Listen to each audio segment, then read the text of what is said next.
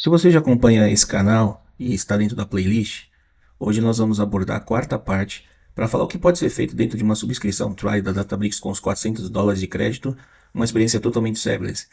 E hoje nós vamos experimentar o Delta Live Tables. Vamos falar um pouco sobre essa ferramenta e o que você pode fazer. Bom, antes de nada, o Delta Live Tables ele ajuda na implementação da arquitetura medalhão. Você já deve ter conhecido, já ouvido falar bastante, eu não vou focar nos conceitos, hoje nós vamos fazer uma apresentação muito prática.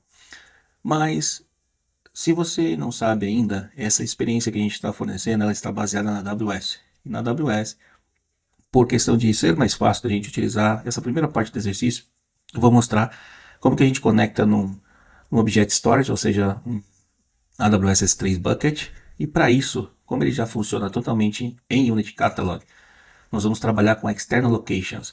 Vamos configurar dentro do Unity Catalog Explorer, vamos configurar uma localização externa, External Location, e na sequência configurar uma External Table, criar catálogo, criar esquemas, mostrar toda essa relação de objetos, para que aí sim a gente inicie a criação do pipeline dentro de um notebook, finalmente execute esse pipeline no Delta Live Tables, e conversar um pouco sobre as especificidades da aplicação SaaS, o que ela tem de diferente de uma aplicação tradicional. Bom, primeiro passo para a gente é criar uma external location. Eu vou navegar um pouco, mas basicamente ela vai ter a possibilidade de ter acesso no bucket que foi criado dentro da AWS, ter a possibilidade de fazer esse mapeamento de um bucket já pré-existente e a criação da tabela dentro do Unity Catalog para que possa ser gerenciado. Você vai ter disponível também os links da documentação, essa apresentação que eu estou mostrando, e nós vamos navegar passo a passo. Para adiantar um pouco o tema, nós vamos trabalhar também na implementação. Os datasets que nós vamos utilizar para essa demonstração é um dataset público, você pode baixar, que tem um link dele, e ele traz um conjunto de tabelas de um e-commerce brasileiro. Então nos ajuda a entender os conceitos, fazer algumas análises e fazer a carga dessas tabelas. Eu acredito que são aproximadamente entre 7 e 8 tabelas, 7 tabelas no total, 1, 2, 3, 4, 5, 6, 7, 8 tabelas que nós vamos trabalhar para esse exercício.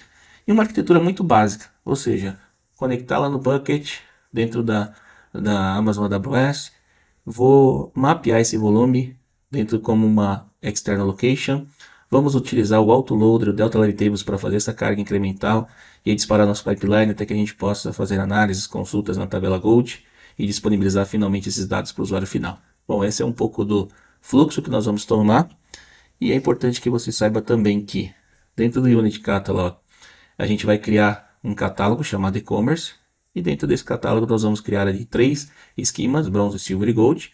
Vamos criar um volume chamado files, que eu coloquei aqui ao lado, e mostrar como é que a gente mapeia esse volume aos arquivos que estão dentro da AWS. Avançando um pouquinho mais, esse é o resultado final, nosso pipeline eu já testei, vou disponibilizar o código fonte para vocês, mas ele vai basicamente fazer tudo num pipeline só, você pode separar se você quiser e orquestrar isso via workflows, mas eu mostrei para vocês o fluxo total de todas aquelas tabelas que a gente verificou lá atrás.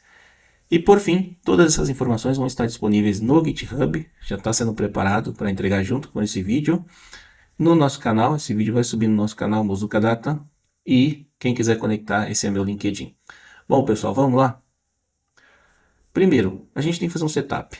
Eu até emprestei essa imagem do Databricks BR, nós temos um GitHub fazendo a propaganda e dando devido crédito da imagem, essa imagem que eu gostei muito, e trazendo aqui para a gente para o nosso notebook. O que a gente precisa criar? Primeiro o catálogo, está aqui o código para criar o catálogo, usar esse catálogo para poder criar os esquemas dentro dele, e aí nós vamos fazer primeiro a criação da stack, ou seja, como é que a gente cria uma external location dentro do Unity Catalog. Eu deixei um GIF, vai estar disponível no GitHub para vocês baixarem também, e vai mostrar como é que você cria. Na verdade, a AWS faz todo o trabalho através do CloudFormation. Ele cria uma pilha, dispara todos os fluxos de comandos e você já tem disponível o External Data para poder fazer o seguinte passo, que é criar um volume baseado nessa localização externa que foi mapeada. E aí a gente tem toda a infraestrutura que a gente precisa para começar. Bom, no mesmo diretório, eu vou disponibilizar para vocês 3 notebooks. Esse primeiro é o setup, o segundo é uma ingestão com Databricks DLT, e o terceiro é uma ingestão de um processo tradicional. Ou seja, se eu não usar DLT, usando os clusters serverless que nós temos à disposição aqui na plataforma, como que eu faria com o PySpark aqui? Então esse código também eu vou deixar aqui disponível para vocês, totalmente já preparado para funcionar com o Unit Catalog, porque ele não vai funcionar fora do Unit Catalog. Então, o mapeamento de todas as tabelas, as transformações, tudo no notebook só para que você possa comparar. Você pode executar os dois, inclusive. Como é fazer no processo tradicional e como é fazer com o Delta Live Tables, que é o foco da nossa aula de hoje. Bom, vamos começar? O primeiro passo de um desenvolvimento por DLT, ele passa pelo notebook. Então você tem duas opções para poder trabalhar, ou Python ou SQL. Eu vou deixar as documentações todas no GitHub, os links para que você possa ir se familiarizando com a linguagem e possa conhecer um pouco mais. Mas qual que é a ideia? Se você observar, a gente começou aqui mapeando aquelas tabelas. Então nós temos diversas tabelas que foram já criadas. Então, qual foi o trabalho prévio que eu tive? Eu criei um bucket. Dentro desse bucket, deixa eu fazer o sign-in, que ele demorou um pouquinho já. Perdeu o login por aqui. Dentro desse bucket, eu dividi por áreas. Então, por exemplo, a área bronze foi a área que já vem cada um dos diretórios. E esses diretórios representam, eles contêm os arquivos CSV. Esses arquivos eles foram baixados desse diretório público. Então, são tabelas que já têm relações entre si, que a gente pode até depois reproduzir essas relações dentro do Data Lake. É parte de um dos exercícios que a gente já viu no dia anterior. E o arquivo CSV, para cada pastinha aqui dentro que você tem, ele vai guardar os arquivos correspondentes aos dados. Bom, voltando aqui para o nosso pipeline, eu dividi isso por tabelas. Então eu começo pela cliente e o DLT Python. Você vê que ele é muito fácil de utilizar, a gente só tem que importar, não pode esquecer de importar esse método. E se a gente for usar alguma função para Spark também importá-la por aqui, nesse caso eu nem precisava, né? Porque eu não estou fazendo nada aqui de timestamp, só mais à frente. E eu tenho que dizer para ele, eu tenho uma série de opções. Coloquei apenas duas, três aqui, mas eu posso colocar comentário, as constraints, que nós vamos usar em algumas tabelas, e esse é o nome da tabela que ele vai criar. Então, ele está criando um dataset aqui, um data frame, na verdade, está fazendo a leitura desses arquivos via Cloud Files, que é um método de abstração do Spark Streaming. Já traz uma série de funções encapsuladas, ele vai trabalhar muito bem no modo append ali, e dizendo o formato CSV, e o que ele está passando é volume e-commerce bronze files. O que é isso? Bom, se você tiver acompanhado o arquivo de setup, você vai observar que para nós poder realizar a leitura daquele arquivo, nós tivemos que fazer uma configuração. A primeira configuração é vir no Unit, configurar um external location. Esse external location, quando nós criamos esse external location, ele tem a opção de usar o AWS Quick Start. E no AWS Quick Start você vai definir o nome do bucket. Está lá na instrução, não vou perder tempo no vídeo, está na instrução. E o resultado final é que ele mapeia para aquele bucket. Lembra daquele bucket que eu estava trabalhando aqui quando ele tem e-commerce? Ele já criou todas as permissões necessárias para garantir um acesso seguro e você poder navegar dentro dele. Então, quando você entra nessa external location, você pode inclusive dar permissões para outras pessoas do grupo poder trabalhar. Mas aí você tem duas opções. Primeira é navegar. Então veja que eu navego dentro do bucket. Aquela navegação que eu faria lá pela AWS eu posso fazer por aqui. E eu posso dar permissões para que outros workspaces também possam testar. Vou validar a conexão. Está tudo bem, porque ele já criou tudo para mim. O seguinte passo, somente revisando, porque está lá também, é a gente criar. Uma vez que criou os catálogos, eu acabei criando, sempre que se cria um volume. O que é o volume? O volume é um diretório, é um lugar onde eu posso colocar arquivos estruturados, semi-estruturados, não estruturados. Se eu deixo ele como gerenciado, ele vai gravar no topo do Metastore, que é a estrutura gerenciada pela Databricks. Se eu venho aqui e defino external location, eu vou apontar para a AWS. E como resultado, eu mostro o caminho. Como resultado, eu vou ter isso daqui. Veja, eu tenho um volume criado, que eu chamei de files. E dentro desse volume, eu vou ter, ele já reflete por aqui toda a minha estrutura. Uma vez que eu tenho acesso à estrutura, eu posso criar uma delta table por aqui, se eu tiver a permissão. E eu vou poder ler esse diretório. Um diretório virtual, tanto é que eu tenho aqui, ó, botãozinho de copiar, foi exatamente o que eu fiz. Copiei, vim aqui no nosso, vamos vir aqui no Recentes. Dentro do Recentes nós temos o notebook Ingest e-commerce, que é o que vai estar disponível para vocês. E eu colei aqui, ó. Veja que eu colei somente o diretório, né? Até a folder dele ali, né? Que é justamente o mapeamento lógico que ele tem, que está apontando lá para baixo. Então não precisa se perguntar com permissão, mount, segredo, nada disso. Porque quem está abstraindo tudo isso é o próprio Unit Catalog. E, na verdade, isso é uma das vantagens de trabalhar com o Unit Catalog.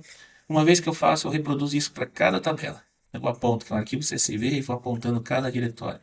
Veja que é um mapeamento físico lá dentro do S3, mas que tem um mapeamento lógico pelo volume, que você gerencia por um volume. O seguinte passo é trabalhar as tabelas Silvers. A tabela Silver ela já vai apresentar, no caso, a gente vai colocar mais regras depois, mas aqui a gente já começa a validar algumas funções, como por exemplo, eu coloco uma validação, que eu posso dropar, posso colocar regra de quarentena, regra de alert, e vou dizer, Custom ID não pode vir nulo. Se vier, você dropa. E a gente vai fazer o seguinte, a sintaxe ela muda um pouquinho. Por quê? Eu estou criando um data frame aqui, lendo da tabela Customer Bronze, que eu acabei de inserir lá em cima. E vou selecionar os campos que eu quero utilizar daquela tabela. Então, aqui em cima, veja que eu leio a tabela e acrescento coluna. Acrescentei uma coluna aqui de data para um carimbo de processamento, né? E aqui eu só leio a tabela Silver, por enquanto eu não estou fazendo transformações, mas eu posso vir aqui e fazer transformações muito simples, como colocar um alias no meio do caminho. Então, Customer ID eu posso colocar qualquer outro nome, ou seja, transformações básicas, coluna, remover, limpar, reduzir, compactar. Você vai fazer essa área. Deixei aqui para vocês testarem algumas regras. E por fim, ele vai fazer para toda a tabela, para cada tabela. Comecei fazendo aqui uma agregada. O que essa visão agregada está fazendo? Estou dando um nome para ela, que é sales, estou dando um comentário e particionando pela coluna estado do cliente. Nós vamos usar para consultas. O que ele está fazendo? Ele vai usar como dataset 4 tabelas: orders, order payments, order reviews e customers. Veja que ele está lendo cada uma dessas tabelas. E abaixo, nós vamos fazer um join de todas elas. Então, essa tabela orders fazendo join por esse ID com cada uma das tabelas e fazendo um select por status de pedido, fazendo uma agregação. No final a gente vai ter uma tabela. Bom, esse é o pipeline representando bronze, silver e gold, tudo dentro do mesmo pipeline. O que a gente faz com esse pipeline? A gente vai lá no Data Engineer, Delta Live Tables, e dentro do Delta Live Tables ele já está até criado aqui, testado. Então, para vocês verem o resultado final, mas eu vou criar outro aqui para a gente ter essa experiência de como que é criar. Então, o primeiro passo aqui é ingest e-commerce data, para diferenciar o nome. Veja que aqui ele já está com o service habilitado por default e o Photon habilitado por default, que é a engine que acelera esse processamento. Tudo isso que você está vendo aqui, ele tem um JSON de configuração que ele vai atualizando, que é muito importante para um CI/CD, já tem integração total com o Databricks Asset Bundle para fazer CI/CD. E aqui nós vamos selecionar onde que está o nosso código. Veja que eu posso selecionar do rap e pode selecionar daqui. Então, o ideal é que você suba no rap e depois sincronize isso, né? Na nossa pastinha e-commerce, eu vou ter aqui esse ingest e-commerce aqui. Posso adicionar mais de um. Veja que eu não tenho muitas opções. E aí nós vamos parar para fazer uma comparação com o processo tradicional. Aqui eu tenho já por default selecionado o Unit Catalog. Não vai deixar porque não vai trabalhar com Hive. E aqui nós vamos selecionar qual que é o catálogo. Sempre que selecionar o catálogo, eu falo, olha, está em preview. Está em preview já faz 2 anos. E a gente vai colocar aqui a camada bronze, onde ele vai guardar essas tabelas. Posso selecionar outra camada também, posso criar outro diretório. Essa estrutura de design vocês fica por conta de vocês. Então criar, muito simples. Você não viu que não tem configuração de notebook, de servidor, se auto-scale, nada disso. Tudo que você tem que fazer é dar um start para validar, ver se está ok, e deixar ele rodando por aqui. Bom, quando ele roda por aqui, deixa eu abrir um ambiente tradicional que não é trial, que não é gerenciado pela Databricks, é um ambiente tradicional para a gente poder comparar um pouco as funcionalidades. Eu abri aqui um ambiente tradicional, que não é o trial. Vamos criar um pipeline. Para começar, ele tem algumas opções a mais aqui, novidades que estão chegando, mas eu queria mostrar para vocês esse. ETL Pipeline. Então, primeiro, minha carga, uma carga qualquer, e aí eu vou ter a opção de selecionar serverless. Note que no outro, se eu vier por aqui, criar um pipeline, eu não tenho a opção de criar serverless, porque ele já é por default serverless. Se eu seleciono serverless, eu tiro algumas opções, como por exemplo, a edição do produto em Core, Pro e Advanced. Você pode selecionar esse menu para entender um pouco das diferenças, ela fica logo abaixo. O que é o Core, o que é o Pro, o que é o Advanced. Não tenho muito tempo para falar sobre isso, mas você vai vendo que ele é incremental, ele vai adicionando capacidades aqui, e o serverless vem com tudo, né? O serverless é o carro-chefe. E tem diferenças de preço também, que tem que entender o que faz sentido ou não, do ponto de vista de orçamento. Pipeline Mode, igual. Então, as duas opções eu tenho a distância de um clique, eu costumo dizer, né? Você diz, é um processo contínuo, agendado, pode ser um streaming ali funcional. Código, igual. Ele vai pedir para você selecionar um código fonte, então diferença é que aqui eu tenho muito código-fonte para selecionar, que é um ambiente que a gente usa frequentemente. Então, sei lá, vou selecionar aqui, não consigo encontrar um agora, mas esse exemplo aqui é o Metaprogramming.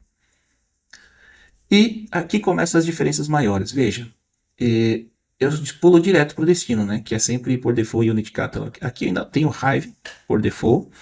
E a gente tem um recurso novo que se chama Direct Publishing Mode, que ele está em Private Preview. Eu preciso confirmar ainda nessa data se ele já está liberado, que nada mais é que habilitar vocês para publicar em diferentes catálogos e esquemas desde um pipeline. Então, usar bem os recursos do Delta Live Tables para Unity Catalog, você pode habilitar ele. Você não pode fazer isso no ambiente tradicional. Aqui diz que ele já está em preview, né?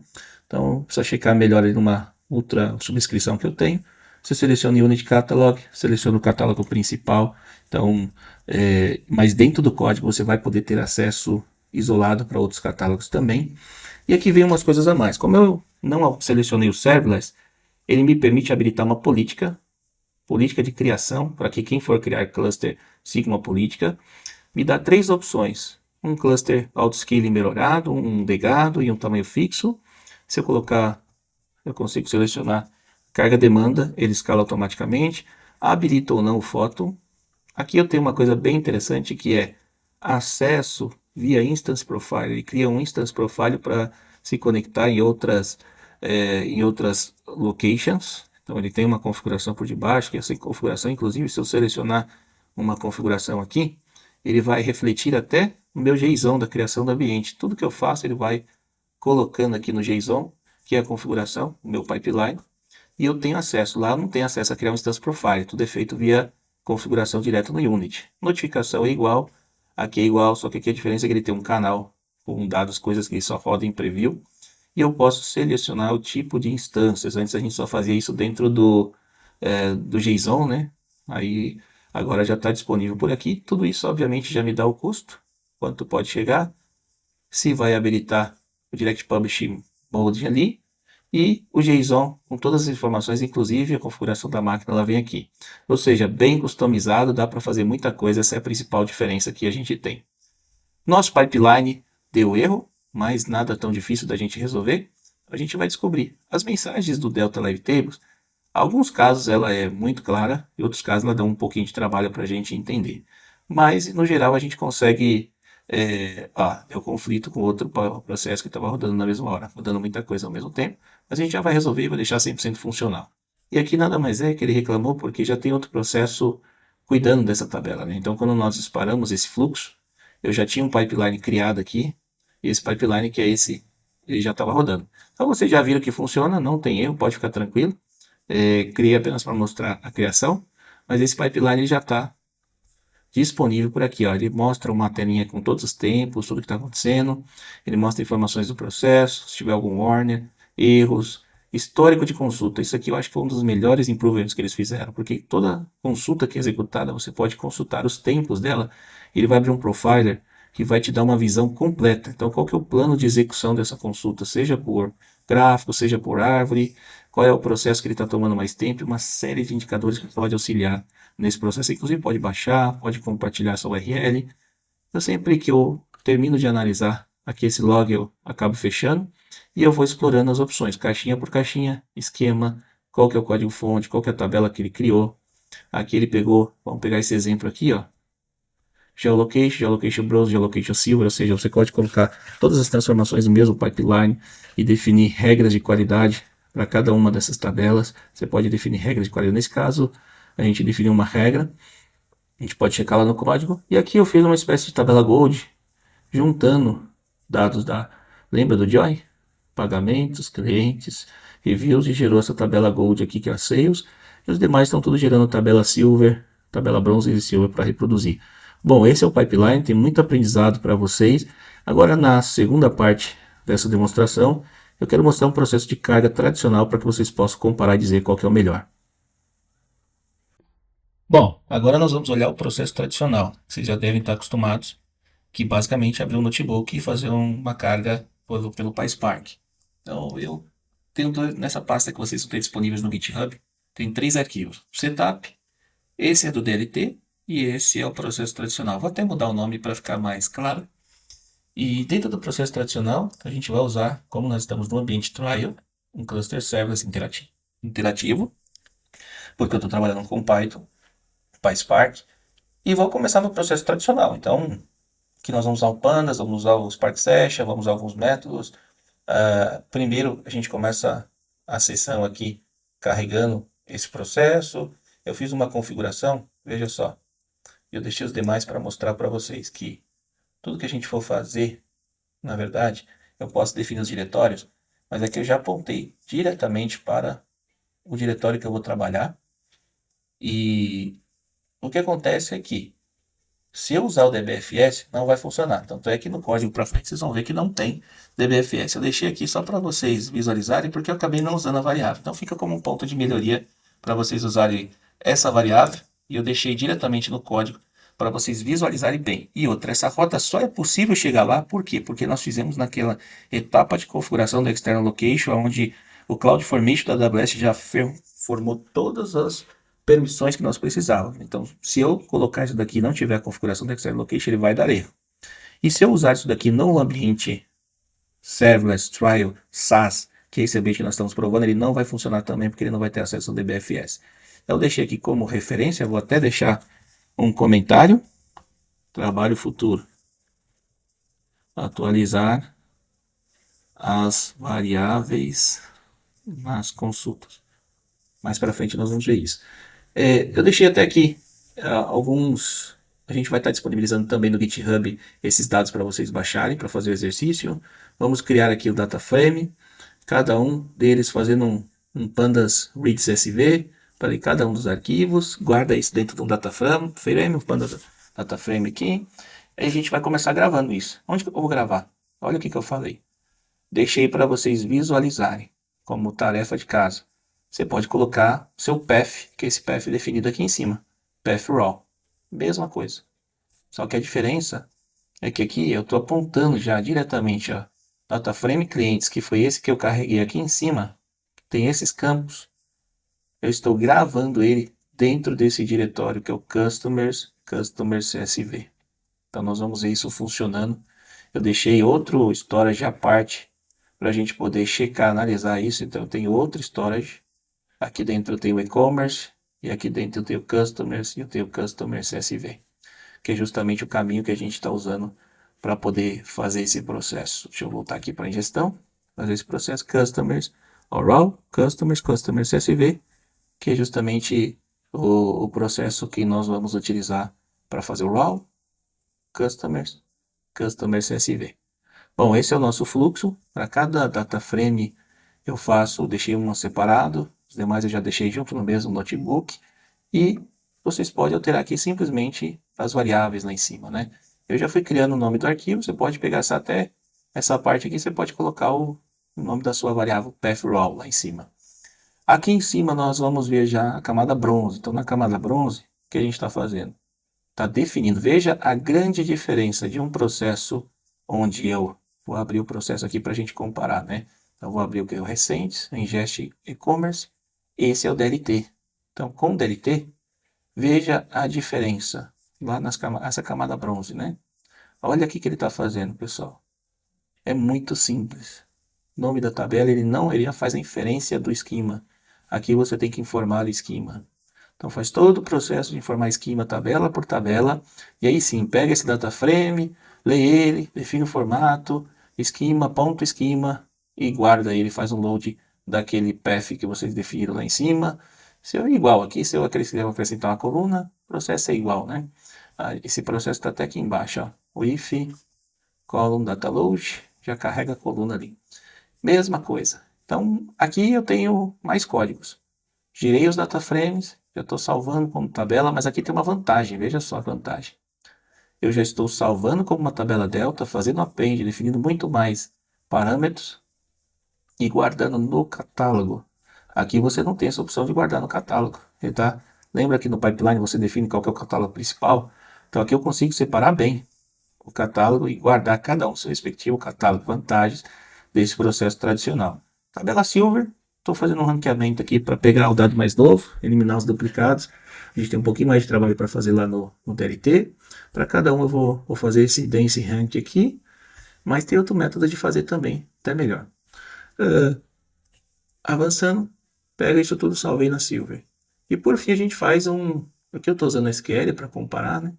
Mas que fica bem mais fácil fazer as consultas. Mas ele já vai fazer todo o processo SQL, coisa que eu fiz lá também, só que eu fiz usando o Python. O processo é o mesmo, não muda nada.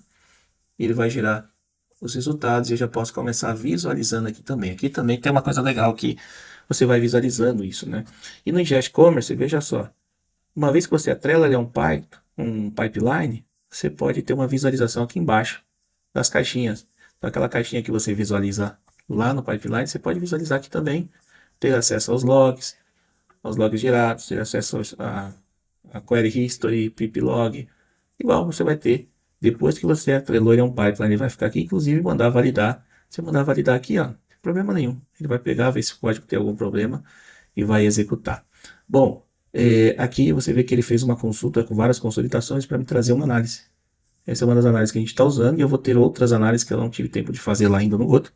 Mas a gente pode colocar cada uma delas como views, com views agregadas na camada Gold. Essa seria a nossa camada Gold, para a gente poder representar. Então, quando a gente vai lá para o processo aqui, o que eu deixei como uma view principal? Essa daqui, né? Vou até dar um nome aqui agora, que é justamente esse processo que a gente fez da nossa consulta mãe principal aqui da visualização, e eu posso gerar, que essa é a Gold, né? Ó, juntando todos os dados. Se eu pegar essa tabela aqui, a gente consegue dar uma visualizada nela. Então, adicionar um código mais aqui, que eu vou falar que ele é MySQL, select, asterisco from, e minha tabelinha, limit 10. Ele vai usar o cluster serverless interativo. Como eu estou fazendo no SQL, dava para mudar até o cluster também. E a gente vai ter acesso a essa tabela, ele vai procurar o cluster para mostrar.